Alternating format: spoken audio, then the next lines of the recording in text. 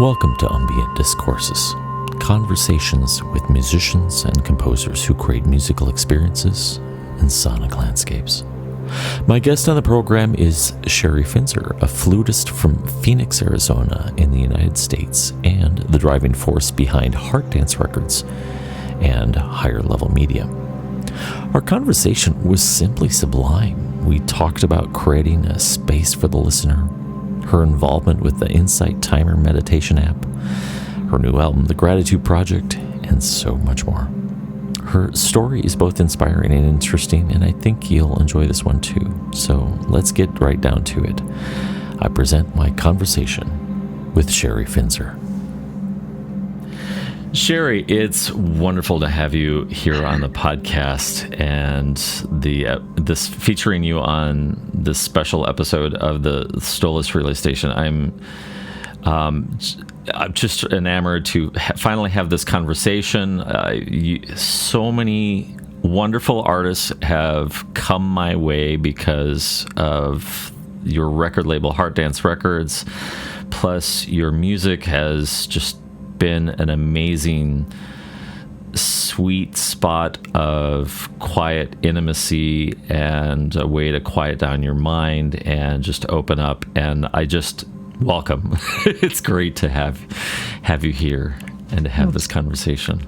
Thank you so much for having me. It's an honor, and I love what you've been doing with the podcast and the radio, and so it's an honor that you're using my music and other artists on the Heart Dance Records label. So thank you. Oh, it's absolutely my privilege. And so before we get deep down into the deep philosophical things that drive us as human beings in our music, let's just get to know you a little bit more. Tell me about how you grew up into music and some of the things that inspired or motivated you, and then how you found yourself to where you are today. I know that's probably quite a bit of history, but good starting place anyways. Yeah, sure. This is a question that I'm asked very often. So like many of us, I got started in music back in elementary school in band. It was fifth grade when I chose the flute as my instrument, and I just loved it from the moment I started playing it. I would spend hours in my room. I'd go home after school and just go in my room and play. And, we had books we were working out of, and maybe one week it was lesson 1 and the next week lesson 2. And I just went through the book as quickly as possible and taught myself a lot, even though I had the lessons at school. I just couldn't get enough. So that became my passion. And I studied privately in high school. I had a private teacher and wanted to be a classical flutist and play in an orchestra. And I went through all the college auditions, but all throughout high school and junior high too, whenever I had to play a solo in front of somebody or be judged in a competition, I just fell apart. I had terrible, terrible stage fright. And I didn't really want to go away to college. I wanted to go to Eastman, which was in my hometown of Rochester, New York. And Eastman was the only school that did not accept me. Oh my. Yeah. So I was I had suffered burnout from practicing 5 to 6 hours a day, the pressure of the competition, the stage fright. And I was just I don't think this is my path right now. I had started working some outside jobs and started making friends. I never really focused on friends in high school because it was all about the music. And so I just started having this other life and let music go, and got married, raised family. And when my eldest son was in 4th grade, he started playing the trombone. And I was trying to help him, to learn to count. And And he just looked at me like I was crazy because he had never really heard me play. And I was really, really missing it. And right about that time, there was a group of other mothers that we all worked out together at the YMCA. And there was a course that they were having at the YMCA to become an aerobics instructor. And so they talked me into doing this course. I thought I would just learn some new exercises or something. And because of my music background, it came very easy to me when it was time to put the choreography together. I don't know if you've ever done any exercise classes like that. And then the class was done, and I'm like, oh, great, I got my certificate. And then the woman that ran the class called me into her office the next week, and she's like, okay, we got to get you on the schedule to apprentice, and you're going to, we'll start by, you're going to do the warm-up. And I was like, wait, no, I did not want to teach. Like, I cannot get up in front of people and do this. And she said, yes, you can. And I said, no, I can't. And there was a back and forth. And she said, I will help you. I will help you through this. I told right, like, there's no way I can get up in front of people and teach them. So her name's Emily Berry. I thank her every time I talk to her because she was a significant person in my life that gave me that boost and that encouragement and said, you can do this. I'm going to help you get through it. So it took me about a year. I finally had my own class after a couple months, and then I would feel ill every time I went to the Y to teach a class. Yeah. It was horrible. And there was just one day that people were walking out of the class, and it finally dawned on me that I could not please everybody. I could not make everybody like my class as much as I wanted to. And I was just going to be me. And either they were going to like me or they were not going to like me. Mm-hmm. And that was it. And I said, if I can get up here and teach a class, I can go back to playing the flute. So I went back to my flute instructor that I had back in high school. And I said, can I take lessons with you again? She said, yes, absolutely. And it was about a month into studying with her again, classical music. And she said, you need to do this competition. There's a Rochester Flute Association in the area, and they have an adult division. I'm like, you're crazy. I just started playing again. She goes, nope, you're going to do this. So again, she is such a significant part of my life and source of encouragement. So my goal was not to win this competition. My goal was to be able to walk out on the stage and enjoy playing for the first time in my life. Yeah. And I had a blast. I'm like, yes, I did this. And then I ended up winning that competition, which led to me doing national competitions and all this crazy stuff. And then we made a big move, my husband and I and our younger son moved to Phoenix, Arizona in 2005. Our eldest son stayed back to go to Eastman. He got accepted at Eastman to study jazz trombone. So we moved to Phoenix, and it was starting all over again. I didn't know a soul out here. I auditioned for some of the community orchestras. And I don't know if you're familiar with that scene, but like once you're in an orchestra, like you're in until you decide to leave or you pass away or you're too ill to play. So it's not like you can take over somebody else's position. Right. So I couldn't really find anywhere to play. And I ended up teaching at a music school called Music Makers Workshops, and there was a guitarist in the room next to me. And I would hear him practicing this beautiful music. And it was his music he had composed. And I said, oh, could you arrange that for flute and guitar? So I just started playing some other music that was not very familiar to me.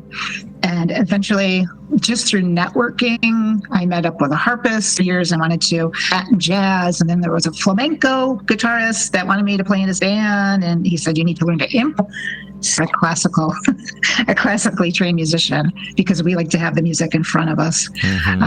So learning to play by ear and improvise was one of the best things I had ever done, because it just opened so many other doors. And now I can just get up and play with just about anybody these days. So back in, it was probably around 2007, I did a fundraiser for the YMCA with one of my groups. It was flute, guitar, and percussion, more world music. And I had one CD that I had recorded called Desert Journey. People bought my CDs. The next week, I was teaching one of my classes, and a woman that often came to my classes, she probably had Parkinson's, although she didn't tell me at the time what it was. And she came in very excited. She says, I have to tell you before class starts, I just have to tell you, when I put your CD on, my hands stopped shaking. I can write. Nobody had ever said anything like that to me ever before about my music having an effect on them.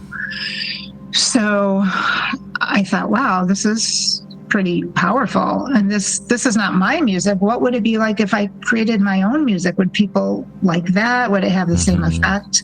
And that's how I started recording what we refer to as new age music in that genre.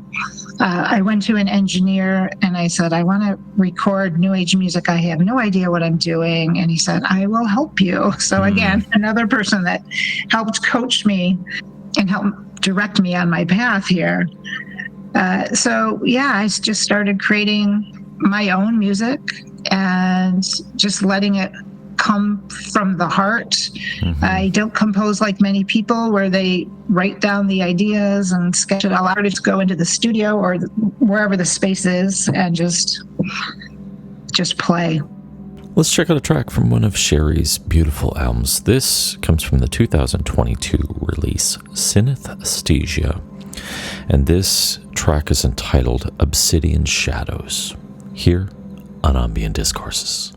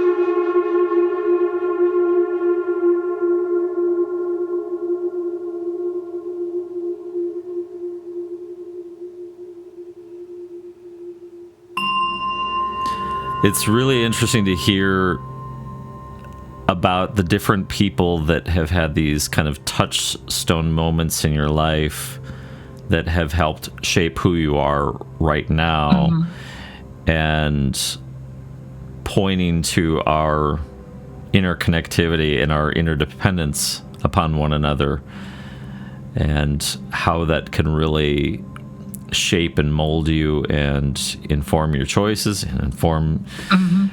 It's who have been some of the people that have there been other people that have really since then been integral to who you are and the music that you've created, like maybe some collaborations along the way where you felt like you really grew from those experiences? Well, I love to collaborate with other artists, so I have many recordings out there with other artists. It always, I believe it helps to expand what I do. It's always a learning experience, and I tell people that music it's a language, right? So like and there's so many different like genres within that language, but every time you work with another artist, it's like you're creating your own little sub-language inside the language, if that makes any sense. Makes absolute sense. So I don't know if you heard the recording Transformation that I did with guitarist Darren Mahoney.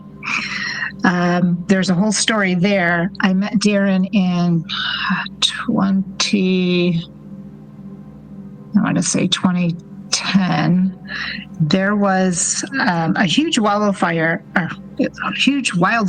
here called the Wallow Fire up north in Greer, Arizona. And a friend of mine, a musician friend, decided to do a fundraiser concert for this village of Greer that survived, where the fire had burned all around the little hamlet. So I was invited up to play, and I had just finished my set on the stage. We were all donating our time, and then this duo came up after me. It was a country western singer, Mary Hoffman, and her guitarist, Darren Mahoney. And the woman that was running the event asked them if I could come up and play with them on the stage. So I just jumped up there and did a couple songs with them, and that was a blast. And then afterwards, Darren was talking to me, and he said, I'm working on a recording. Maybe you could do some flute tracks. And I said, yeah, I'm working on a recording. Maybe you could do some guitar tracks for me. So he came into the studio with me, and it was like magic. I call him the brother that I never had. Like, there was an instant connection and bond to him. But his story is he had stage 4 liver cancer about 25 years ago now. And he had collapsed, went to the hospital, found out he had cancer. The doctor said, you got about 3 months. We need to set you up in hospice. And a doctor walked into the room and had some experimental chemo at the time that they wanted to try, and I can't tell you the name of it. But so he had nothing to lose, you know. He was on his way out anyway. So he did the chemo. It was so invasive on his body that they had to put him into a coma for a while. And he's still, you know, he's told me stories of things he remembers being in the coma, and just this incredible experience. He remembers all of the conversations that were happening in the room with the people. And he came out of it. He ended up surviving, obviously, and picked up his guitar. He used to play just country and bluegrass. And while he was in the hospital, his mother was playing a CD of Will Ackerman's. And so Darren had that spinning in his head. So when he picked up his guitar, he just, like, this beautiful music came out. I'm assuming you're familiar with Will Ackerman and Windham Hill. So when I met Darren, he played some of his music for me, and I said, "Oh my God, this is so beautiful! Like we need to do something with this because you should share your story. It'll be very inspirational to others." So we recorded Transformation, which is composed mostly his compositions with my flute in addition, but the intent with that album was to help people going through chemotherapy treatments. And it would give us chills. We'd be performing somewhere and somebody would come up and say, "Oh my gosh, I have a friend that's going through chemotherapy right now, and I think this music would be perfect for her." And like we would just get goosebumps and the hairs would stand up on our arms like, "Oh my God," because that was our intention. So to know that we're able to help people with our music, it's just really undescribable. Like it's such an honor. It's such an honor to be able to help others.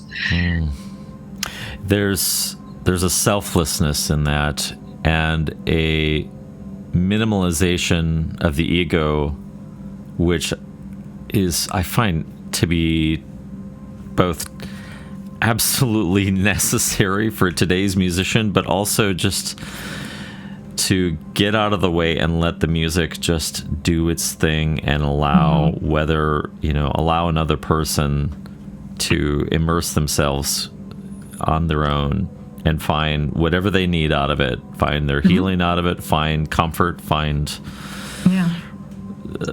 serenity.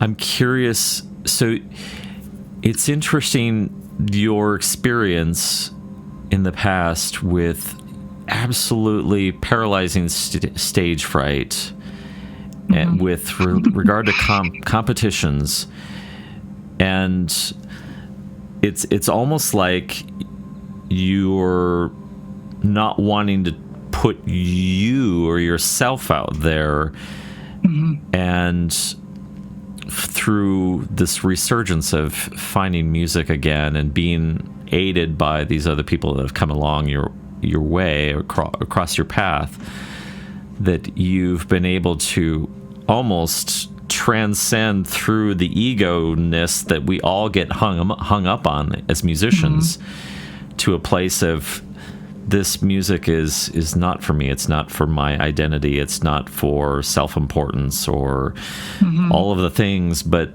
to serve a very utilitarian purpose for other people.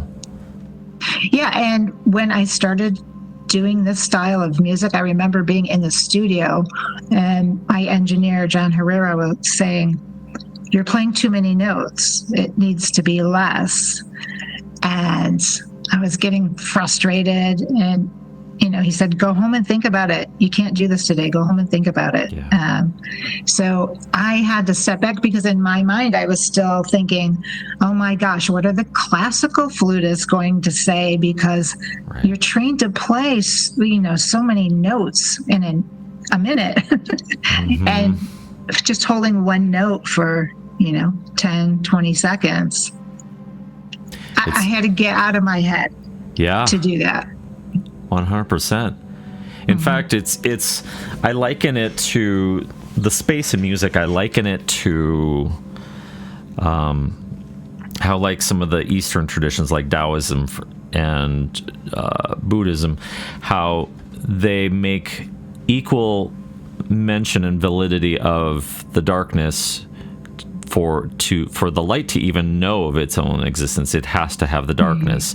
So in this way, you've got to have these notes. They need to be defined by the spaces in between them.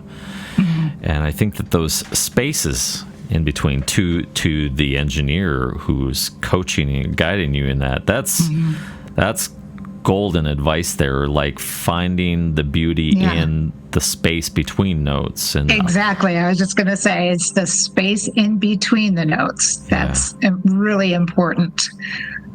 It carries emotion with it. It allows you this, it's kind of like in meditation, how where you're trying to quiet your own voice to just observe the space you're in, the sounds that you hear, the things that, observing your thoughts pass through like clouds. And in a similar way, musically, you are giving people the space to think about what they're hearing and to process as they're hearing and to let it envelop them.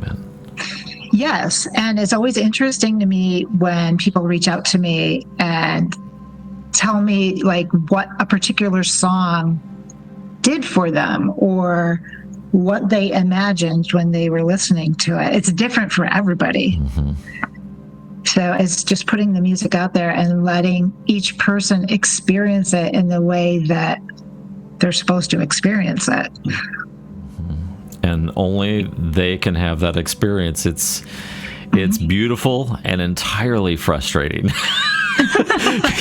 Because if you're trying, I can see as a musician, if you're trying to craft a certain experience, like you have a certain intent or desire of the outcome, that fact alone that we bring our own history, we bring our own thoughts, our own experiences to music, whether or not it's our own music, even to listening to someone else's, we come at it with a unique perspective, and it's almost instructive to us as musicians to minimize our desire for an outcome and really place more of our emphasis on the path itself.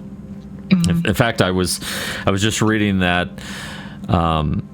reading a chapter in the Tao Te Ching this morning that talked about the idea that you should not be looking for the outcome, or you should not be looking for the reward of your efforts, but that and this is my paraphrase, but that the journey of creating, the journey of doing, the journey of being is in itself the reward. It is the thing that, it is the life, it is the way, it is, and it's not about the outcome, because the outcome is going to look different for everyone, and it's something that is not in your control, and trying to control that, I think, brings about suffering in a roundabout way, I think. Yes, I agree. When I live stream or when I record, I just, I imagine that I am sending this music out to the universe, and it will find the people who need it. So I just put it out. I truly believe that's my purpose in life now, is just to help others through my music. I just put it out there and let people use it how they wish. And I've been live streaming. Are you familiar with Insight Timer? It's a meditation app. They started building the app before COVID and had reached out to me, asked me if I would donate a couple of tracks to put on the app. So I did that. At the time, they said, well, eventually we want to make this where collaborators, contributors, teachers on the app can earn some money from this. We can't pay you right now. Fine, that's fine. So they really built this app, and I should have looked for numbers, but I mean, there's millions of people that use this app around the world. And during COVID, it was probably about June, they reached out to me and said, we're going to start live streams on the app. Would you be interested in live streaming? So I said yes, but I had no idea what I was doing. I'm like, what equipment do I need? So I just paid an engineer to come over and hook it up for me, set it up, and I'll write down which button I need to push and all of that. So I've learned a lot about technology and doing that, and I've gotten a lot better at it, but it's still challenging. Oh, yeah, it is. Yeah, so I would do these live streams, and there's a chat going on with the people that are watching, and they just started reaching out to me privately, I mean, they would put messages in the chat too, like, thank you so much for your music. I was so stressed out today. Now I'm feeling better. And they would find me, they would email me. There's one particular gentleman named Bobby, and he has given me permission to share his story. He is a Vietnam veteran, suffers from tinnitus. In his head, it sounds like two smoke alarms going off at the same time. Yeah. He spent 10 years not leaving his house because of this. Depressed. Finally went to the VA hospital. He started doing therapy, went to an audiologist. He's got hearing aids. There's something called a masking program to try to make your mind not hear the noise. I don't think it covers the noise. It just, I can't explain it to you, again, technology, but Yeah. so they were using like white noise and pink noise and different things, and nothing was really working for him. And they suggested he start meditating. He found the Insight Timer app. He found me in my music, and he started putting my music in this masking program, and it was working for him. Wow. And so he's telling the audiologist, this is working for me. So apparently they were trying to figure out why, because of the frequencies and how is this working. I would love to see their notes and their study on this someday. But he's been such a great supporter, and he writes to me. He still writes to me 3 years later and tells me how my music saved his life. And I was like, don't tell me that. That's like, now I'm feeling pressure, but it's, I don't even know that I can describe it. Like, just to know that I did that for somebody. Yeah. It's an amazing feeling knowing that. And again, this kind of points to our connectedness, that we can have this kind of deep, visceral, I don't know, this energetic force between us, and that one vibration, the vibration of the simple act of playing your flute into a recording that kind of captures your energy and your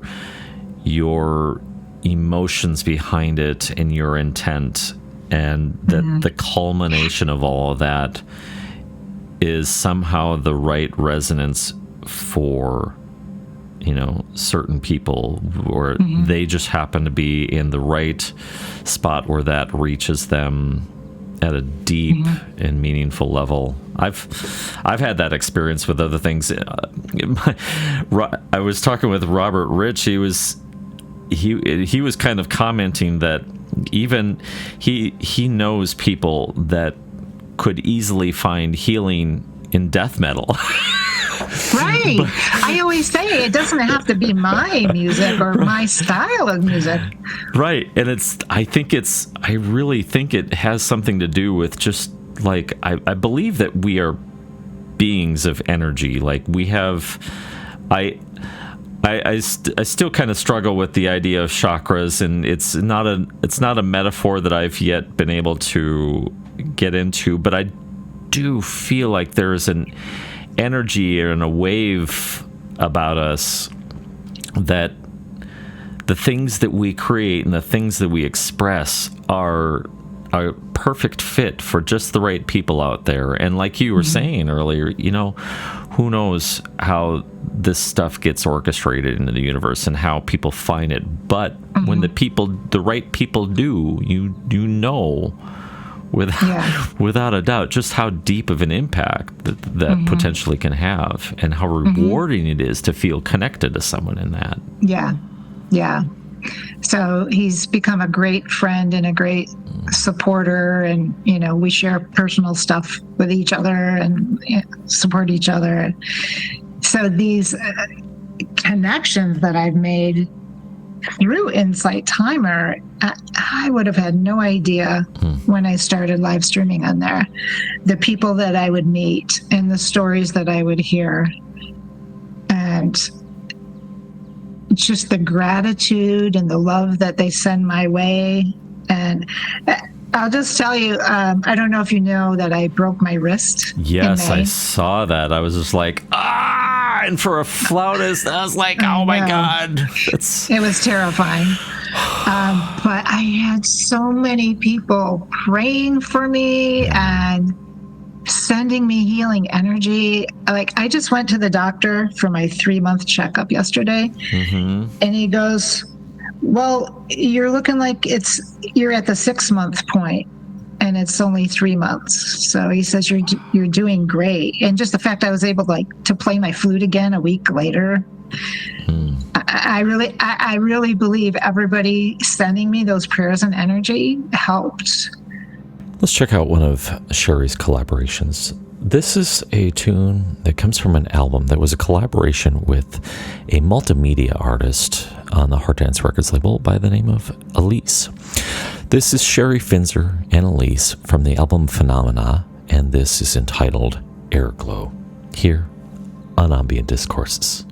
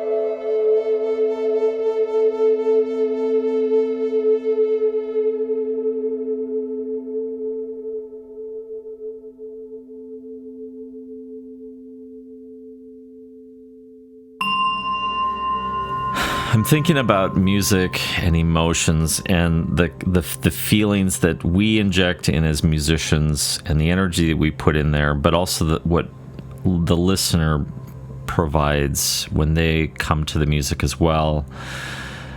Some artists have remained in very concrete and analytical spaces, so they're maybe kind of taking a scientific approach to music, and others kind of from purely emotional spaces. Do you find yourself fluctuating on that continuum between purely emotional and the analytical and the technical? Do you find yourself ebbing and flowing between those two spaces, or do you prefer to just remain like an emotional space when you're creating? Yeah, yes, I can answer this. I prefer the freedom of just letting my emotions flow. I definitely know that's my preference. I do work with some other musicians where things have to be a certain way, more structured. And I found the last couple of years that I feel a lot of frustration now when I do that. So it's like I've moved so far from the classical music, reading off the page, playing in this box, to being so free when I play. It's a little bit hard for me to back up and go back in the box these days, but I feel like I need it still. Why do you feel why do you feel it's frustrating? What makes it frustrating for you? Because I feel like I'm in a different headspace. And maybe it's just the fact that it feels so much easier and natural for me now to just play freely what I want to play. So there's another artist that I work with who builds all the tracks, and then I'm supposed to come up with the flute parts. So oftentimes I would go to the studio. I'm very proud of what I created, and I'll play it. And he's like, no, no, that's not what I wanted. And I'm like, okay, but I really like what I came up with, but that wasn't what he wanted. And then he tries to explain what he wants me to play, and I'm just like, Right. So then now you're given these constructs to work within, these limitations. I bet that could be, I can see how that would be frustrating when for so long, when you've been just had the freedom to play however much or little as you want within however much time, and then suddenly you have this creative constraint. Yeah. Do you find that particularly taxing? Yes, frustrating. Yeah. Frustrating. And then I'm trying to analyze, asking myself, why are you so frustrated about this? What is it that's making you frustrated? All these things that go through my head. Right. Trying to analyze. But yes, I'm also trying to take a look at myself and why I do and think the way I do. Yeah, I think we all do. I mean, I think it's essential as a musician to continually look to how you can refine yourself and remove some of the things that kind of get us hung up on, certain ideas of, like, one small example for myself is this, I've got this mental hang up that ambient music can't have a beat and it can't have a voice, but I'm thinking, why not? And trying to look for other possibilities within, things that outside of my own comfort zone or my own ways of thinking. Yeah, I think it's good to be challenged. It keeps us growing. Yeah. But I just get frustrated sometimes. So I'm curious. So along the lines of that's almost, it's kind of similar territory for when musicians, when we have those mental blocks, when we have like challenges or setbacks and things that things that we have to overcome. And when you find yourself in a situation when you're challenged beyond your own convention, and you're maybe even having mental blocks in the process of how to address that, have there been things, approaches or thoughts or frameworks or philosophies that have helped you get past your own mental hurdles or your roadblocks that you find yourself in? I don't know. For me, just taking some steps back, putting it aside for a while. I tend to do a lot of processing in my head. Yeah. A lot of processing. So sometimes I just have to take a few days off and then come back to it, figure out why it was bothering me. Yeah, clear the headspace a little bit. Yeah. And then sometimes it's the path's wide open and it just comes. So yeah, a lot of internal processing. Yeah. Meditation too. I have to say meditation has been an absolutely indispensable part of my life. I started meditating last summer not necessarily for the first time, but more consistently, and it's really transformed my listening and the ability to really just observe without having to inject my own thoughts into things. Have you kind of found a little bit of that in your life too, with any, maybe not just meditation, but other practices that kind of helped quiet down the ego a little bit and help you find the way through? Yeah, I think just observing more instead of trying to put myself into a situation, just sitting back and analyzing, processing. I have a lot of that going on right now, so that's why it keeps coming up. Meditation even is challenging for me still, because my mind's always on the go. It's hard to shut it down sometimes. I would ask you, like, how do you get into the space when you're meditating, where you're just meditating and you're not thinking about, oh my God, I need to do laundry today, and I got to go to the grocery store. Yeah, it's hard. I won't lie, it's hard. I think for me, when I think about, when I think about it, it's probably been closer to 1.5 years that I've been meditating regularly. And I have noticed for me that it takes me, I have to be more of a regular habit of it. I can't do this as a sporadic thing, like where I'm in the mood to meditate and then I'll meditate and then completely be derailed, because I think about some things that Ram Dass has said about meditation. He's like, if you're trying to meditate, then you're doing it wrong. Yeah, because I'll sit down and I'm like, this is not working. I can't do it right now.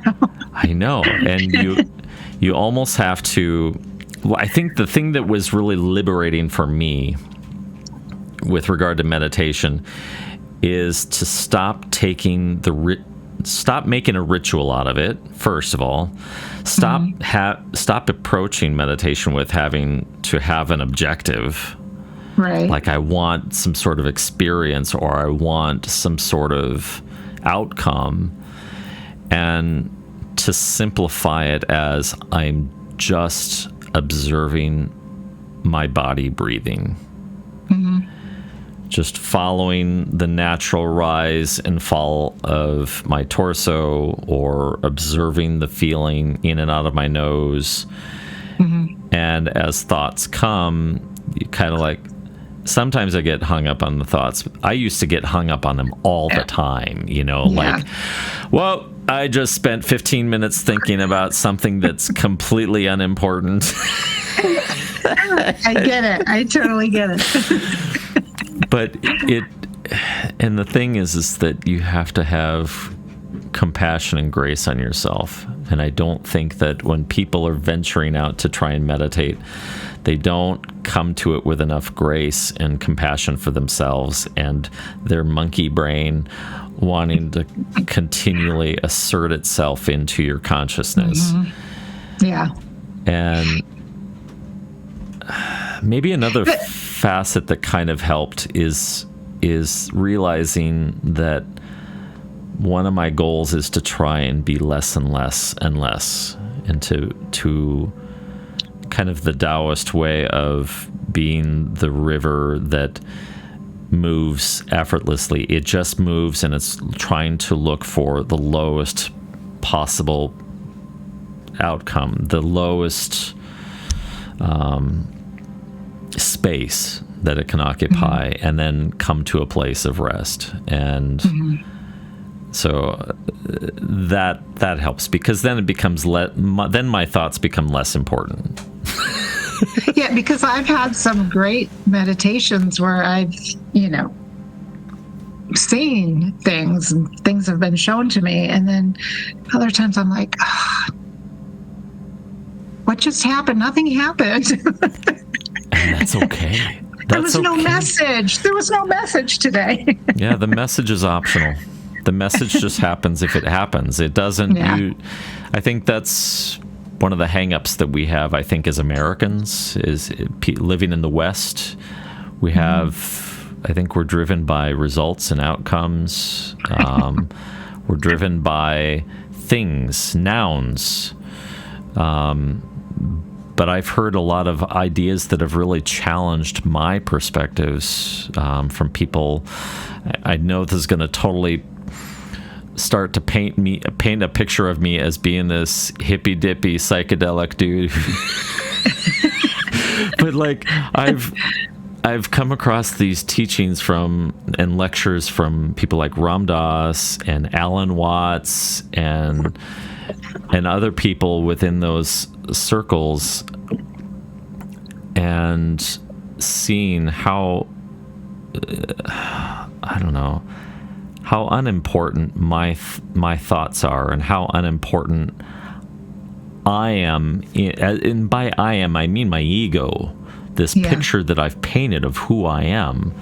Mm-hmm. And when it's really entirely irrelevant who I am, who I perceive myself to be. And I think when you can start coming to a place of rest and acceptance of just who you are, and that the only thing that really matters is this moment right now, the here and the now, and that this idea and this construct of time, of that we have to be somewhere in 5 hours, or we have to get something done by the end of the day, or oh my God, I didn't do that thing yesterday, and who cares? It's like my to-do list is never ending. Yeah. Like you scratch one thing off and you add two more on, and just with running the label and the promotions and everything, I used to work 12 to 15 hours a day, 7 days a week when I first started the label and the promotions company.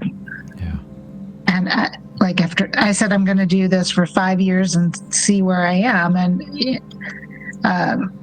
And then I said, okay, I'm going to keep going, but I can't do this. I can't work this hard anymore.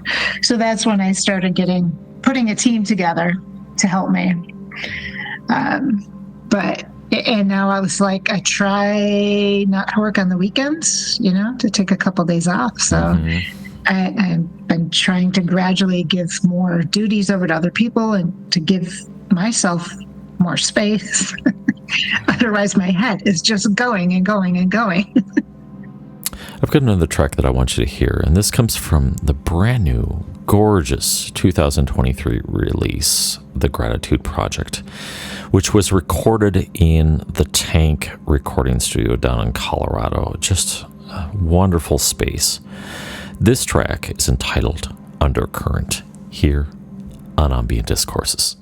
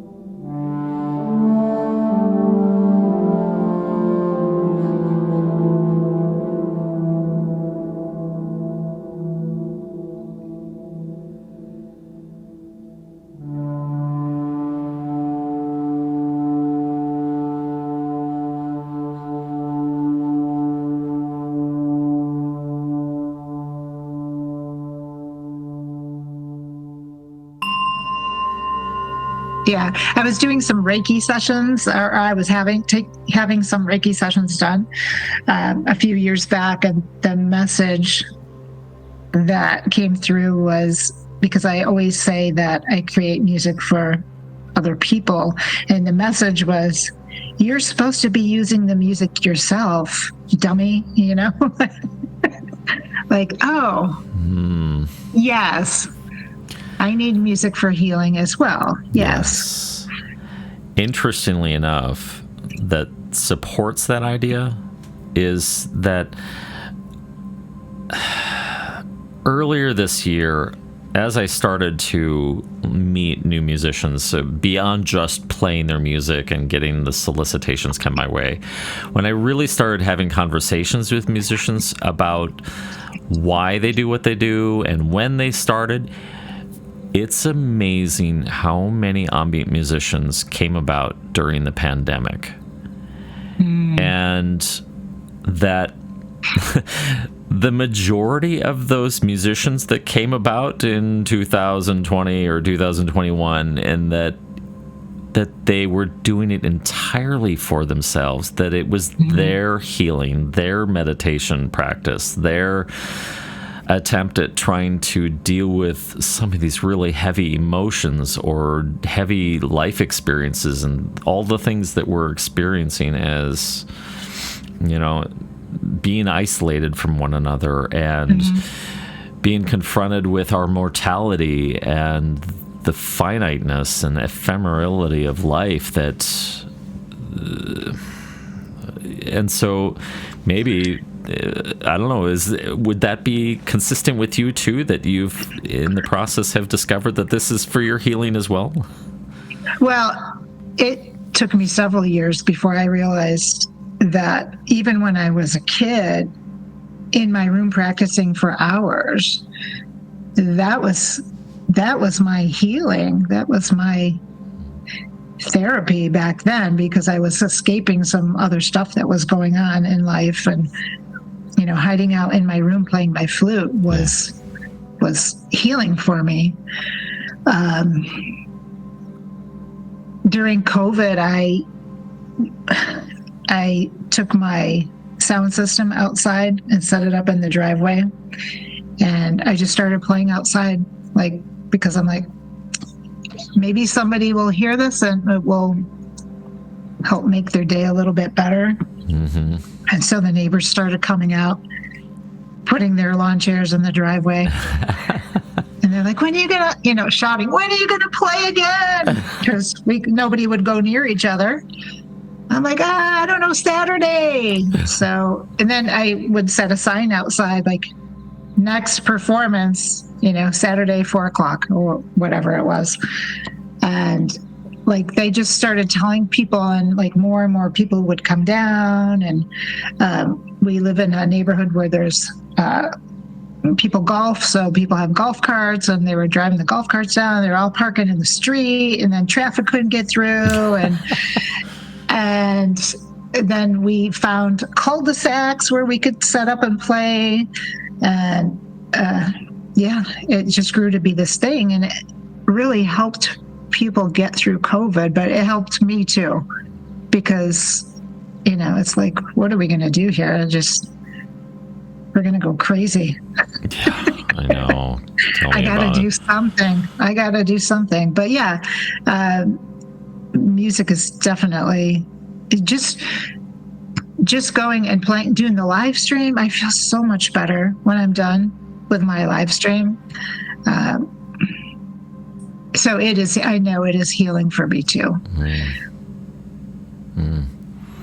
Yeah. So let's talk about the Gratitude Project. First of all, I'm a big fan of anything that helps us remind ourselves to be grateful for all of the little and the big things in our life. So yes, amazing.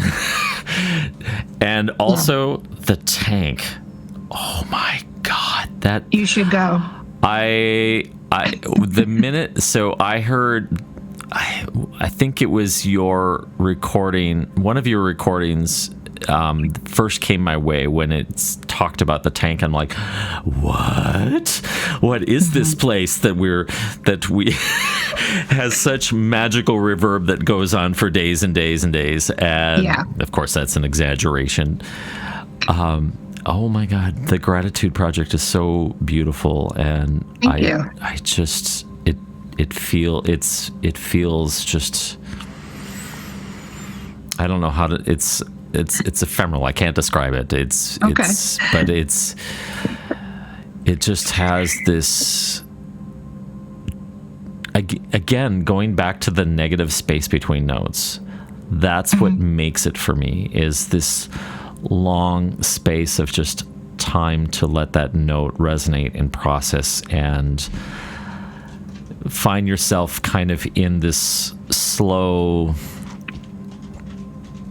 almost wave-like progression of, you're just kind of finding yourself drifting with the music, and it just, I find it to be absolutely soothing and 100% calming. Good. Tell me kind of how, when you were first thinking about, before it became the Gratitude Project, what were you thinking about, and what was kind of leading up to that release and working on the production for it? So I have a birthday coming up. It's a large number for me. So I started thinking about this, like, a year or two ago.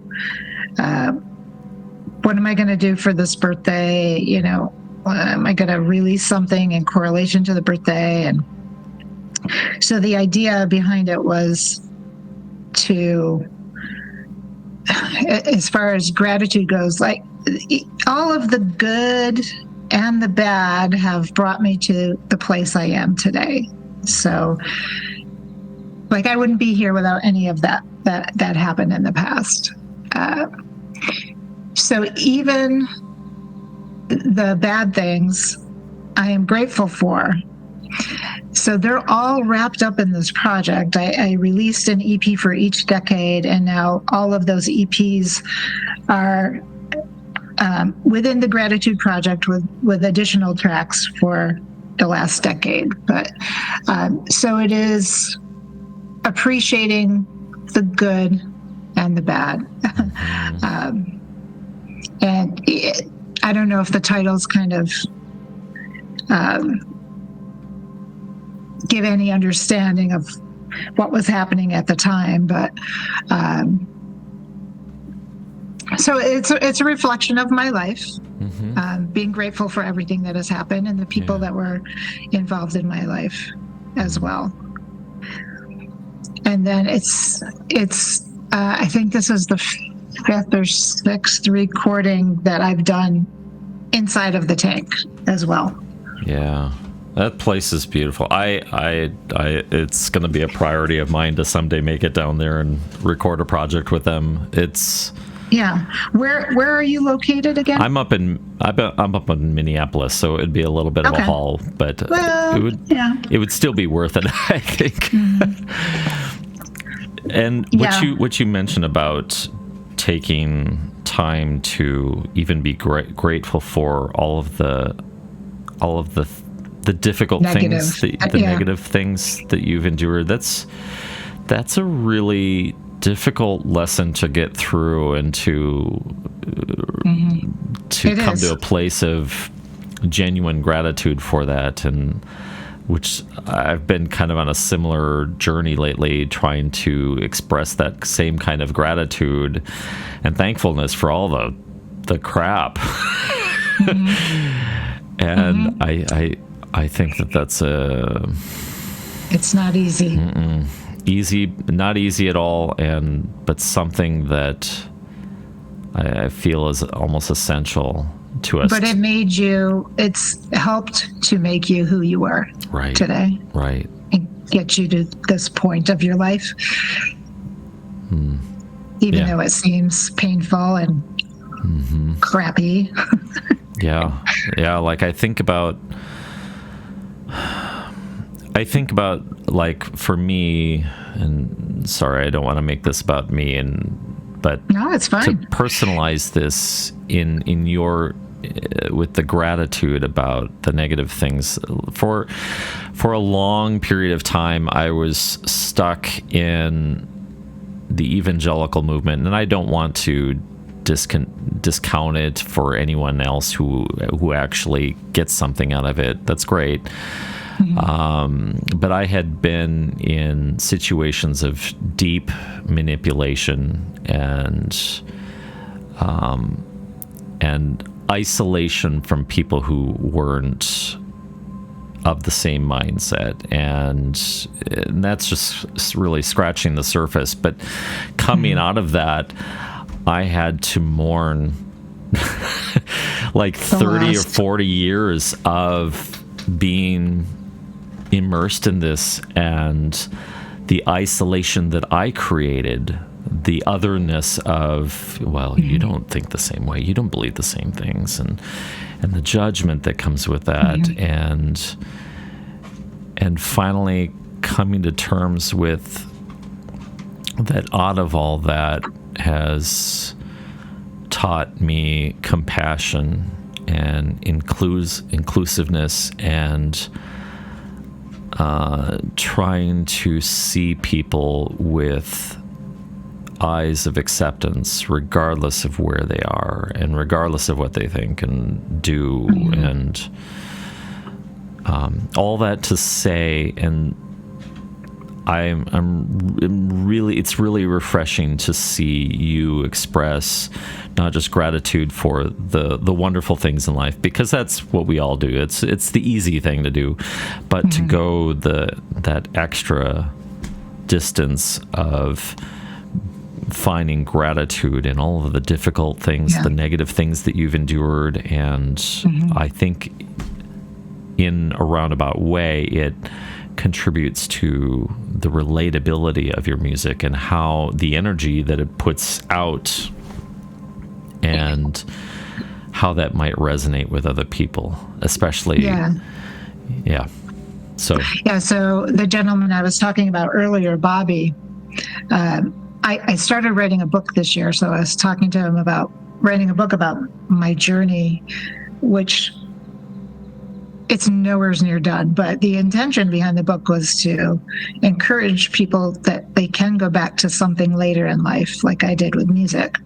But I was talking to him about the book, and he said, I already know your story because I hear it in your music. It's in your music. I was like, oh. That's got me choked up. Yeah. Well, and it's true, because it's your music is this intangible expression of who you are that words can't suffice.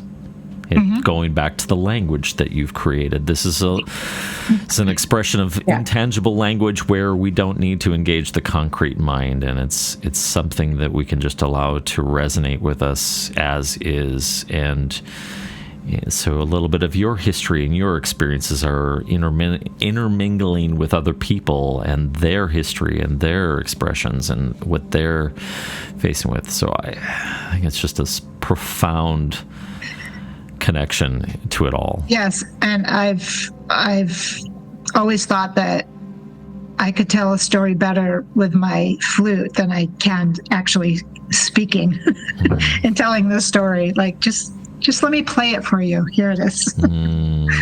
Yeah, I like that. I like that a lot. Yeah. Yeah, could you imagine, like, you could almost make your autobiography just like this little one sheet, and like, well, see the discography now for the full story. That would be great. All right, I've got one more track that I want you to hear from the gorgeous, transcendently beautiful album, The Gratitude Project. This is entitled Finding Purpose, here on Ambient Discourses.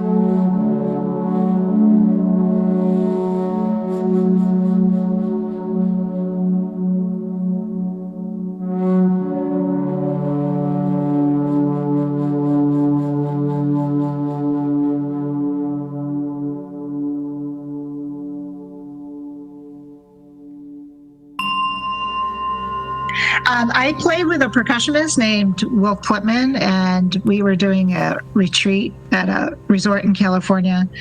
And we did a session where we just improv'd. And then the people in attendance, they had journals, and their assignment was to write a story to what we just had played, and it was so interesting. That's so cool. Yeah, and they all had like different stories. Yeah, it was really. Oh my God, that's neat. So amazing! Yeah. Like what a fantastic experience for a live. I wouldn't even call it a performance. It's like you're interactive. Yeah, collectively creating a creative expression together, and that's cool. Yeah, that was a lot of fun. I would like to see more of that. I think that would that's like public performance amped up to the next level, where you don't get to just sit back as a passive consumer of what's going on. You're in this as well. Yeah, and some people wrote these very elaborate stories, like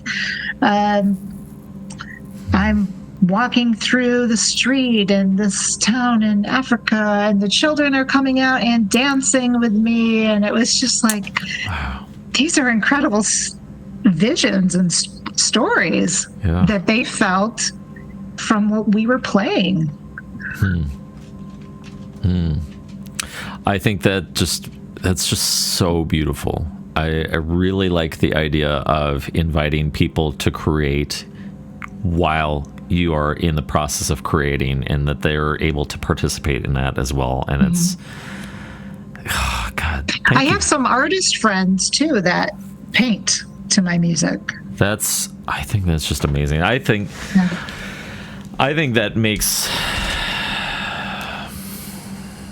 man, that just gives me such a different perspective now about the potential of the interaction between the artist and the listener, and that it doesn't have to be this us and them perspective, and that it really can be we. And you know, that they are just as much of a part of it as you are, you know, in the creation of the music, and that they're kind of a continuation of that energy and that force. Man, God, that's cool. Yeah.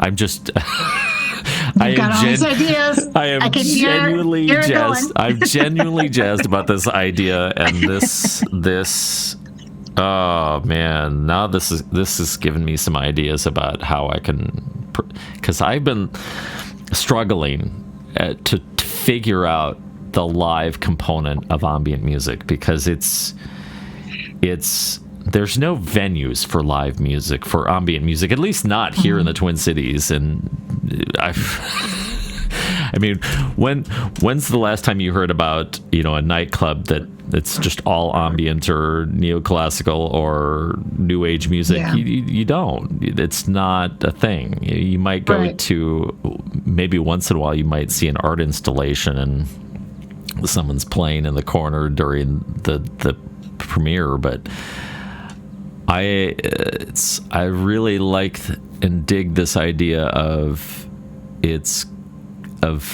kind of having this collective artistic experience. And yes, there happens to be a musical component to that, but come prepared with your sketch pad or your writing pad or whatever, and be prepared to create. Oh, God. And then, you know, it's really neat to share all that if people want to share at the end. Yeah. It's kind of akin to Robert Rich's sleep concerts that he did early on in the 80s, where it was this experience of, all right, come bring your favorite blankie and pillow and pull up a cot or whatever, and let the music do its thing. But this is next level in my mind. This is next level. This is great. Yeah. All right, I have one last question. Okay. And then we'll wrap things up. By the way, this is just, I've really enjoyed our conversation. It's just me too. Wonderful, wonderful. So I'm thinking, and this has kind of a unique, or at least has the potential for a unique spin on it, because you run Heart Dance Records label, and you obviously have a nurturing role with these artists and helping them accomplish the things that they have difficulty doing themselves, or maybe don't have the resources to. But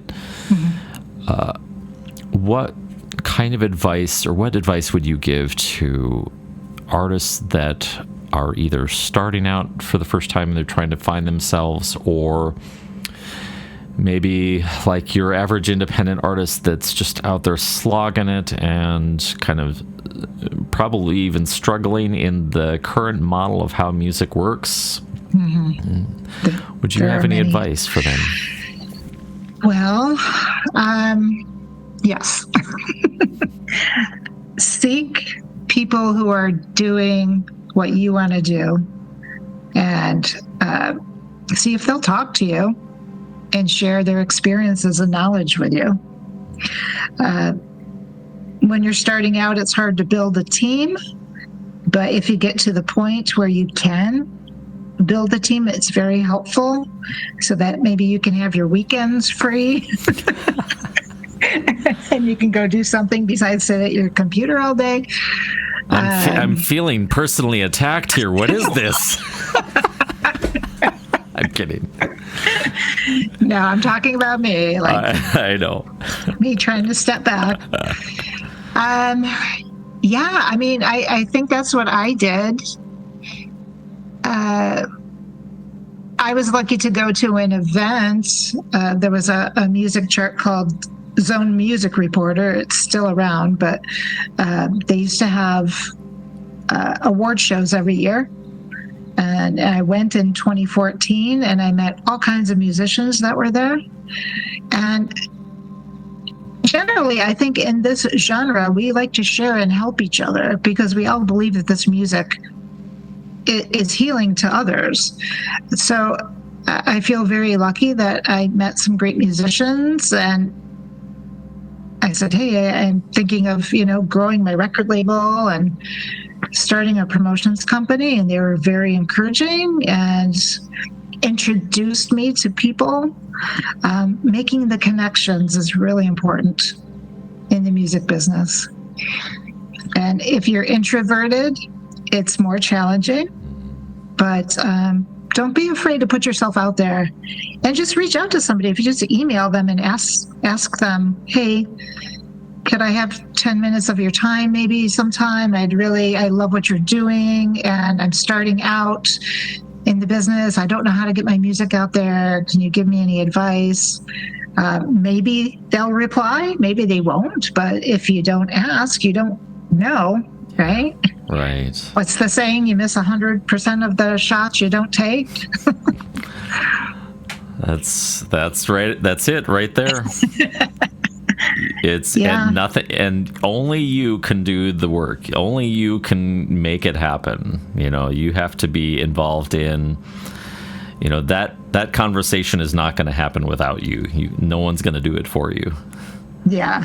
I was just at a music conference back in May, and today as an artist, I know they were talking more about like the pop genre, but they were talking about artists like, great, you just made this recording, but like there are like so many other things you need to be doing. If you want to do it full time, you should be spending 40 hours a week on your career. I'm not a social media fan, but like it's a necessary evil. You got to do that. You got to create content. And even then, that even feels like it's not even enough. It feels like that there's so much more that you need to do, and it's a hustle. It is a hustle, and it's a very hard balance, especially for at least many of us in our shared genres that where it really ego has a harder time existing in that space when you're collaborating, because even the ego doesn't have as much of a role in when you're really trying to listen to who you're collaborating with and trying to come up with a shared vocabulary and a shared musicality, or in the space of trying to create music that is more conducive for healing or meditation. There's not as much room for the ego there, and it's really hard to live in those two spaces, I think, with creating this kind of selfless music, but at the same time having to, all right, I got to promote myself, I got to do the thing. Oh, it's not a comfortable feeling, but I've got a team that helps me with social media, and I'm like, okay, just tell me what you need. Like, okay.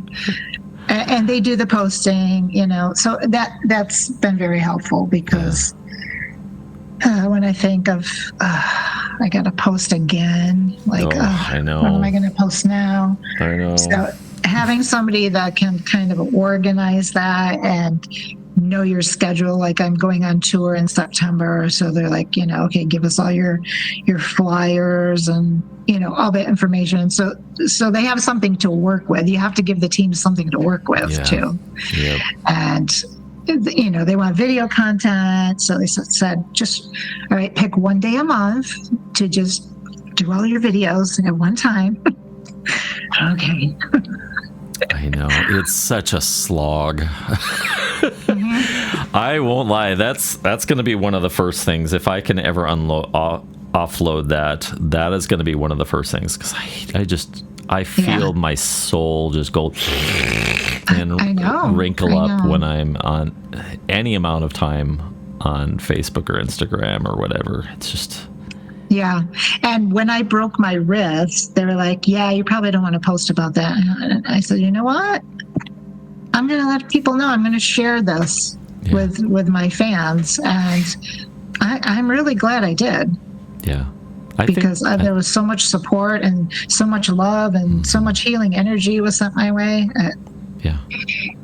I think people like to see genuine humanity, like not watching people. I mean, yes, there's sadistic people that love to watch other people fall on their face, metaphorically speaking, but yes, you can't do anything about those people. But yeah, I think it's refreshing when people do get a chance to see that human side of you that, they're just like you, that we're not that different from each other. No. Well, gosh, Sherry, thank you so much. Thank you. I appreciate what you're doing for other musicians, because it's a thing that we need. I think artists have the hardest time being their own advocate, and it's hard enough to find your own voice, let alone have to promote it and get it out there. And I think it's such a valuable thing. Plus, your music is just, it's transcendently beautiful, and hearing it in spaces like the tank takes it to the next level. And that points to your collaborations and the relationships you formed, and other people being brought to those same or similar experiences. So now it's become this thing where I see things come my way, and this is recording the tank. Oh, I recently heard I had a press release come my way from a recording of was it the Bach session? Slow Beethoven? The slow Beethoven. I was like, it was so transcendent for me. It was just like, oh man. And that was actually recorded. They have this program called Put Your Head in the Tank, so you can hear yourself in the tank from anywhere in the world if you're in a studio. So they actually recorded that in New York City, but the speakers were in the tank. Holy cow. That's great. Yeah. Oh my gosh. So you could do that too. That has just suddenly made it super accessible for me. Oh my God. Yes. You could just pay for an hour session or 2 hour session, or, whatever you want to hear your music inside of the tank. Oh my God. I imagine it's real. I imagine it's real time too, so that you can get that instant feedback of, all right, oh my God. Yeah. So you could try that too. Or you could come in September when I'm there. Yeah, you're welcome to come. That's a fantastic idea. Oh my God, Sherry, thank you so much from the bottom of my heart. And I wish all the success to you, and especially for the Gratitude Project. And I wish many countless hours for the listener to find their own gratitude in listening to your music. And thank you so much for your generosity. And it's just a wonderful delight to have had this conversation and to meet you. Yes. You've made my day. Thank you. My pleasure. Well, what a delightful conversation that was. I just love talking to all these artists from around the world. Get to hear their perspectives, their ideas, and of course, their amazing music. You can find more information about Sherry Finzer out at sherryfinzer.com, or hear more music from her on Bandcamp at sherryfinzer.bandcamp.com. You can also check out Heart Dance Records at heartdancerecords.com, where you'll find information about all of the artists in their roster, get to hear more of their music, and learn more about them. Thank you, my friends, for tuning into Ambient Discourses, conversations with musicians and composers who create musical experiences and sonic landscapes. Until next time, take care.